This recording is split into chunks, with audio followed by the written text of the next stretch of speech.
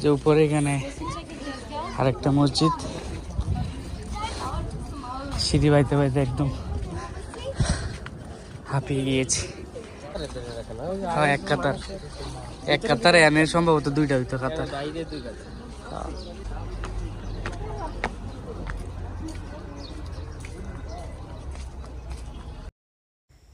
আমরা আজকে যাচ্ছি সৌদি আরবের মদিনায় অবস্থিত ঐতিহাসিক 7 মসজিদ ভ্রমণে।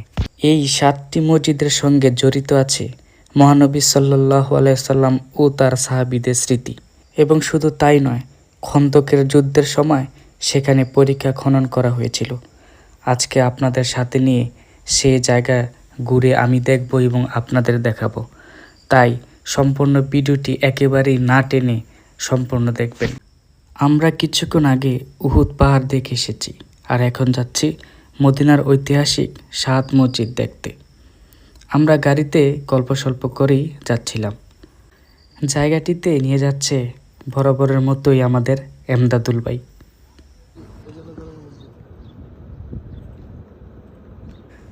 আমরা জায়গাতে চলে এসেছি।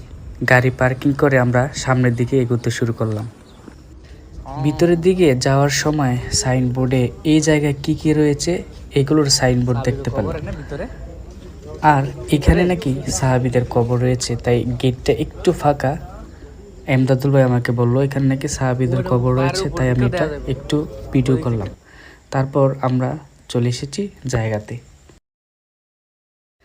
এখানে আমার হাতের ডানে রয়েছে একটি মসজিদ, সোজা পাহাড়ের উপরে আরেকটি মসজিদ, এবং এখানে রয়েছে আরেকটি মসজিদ।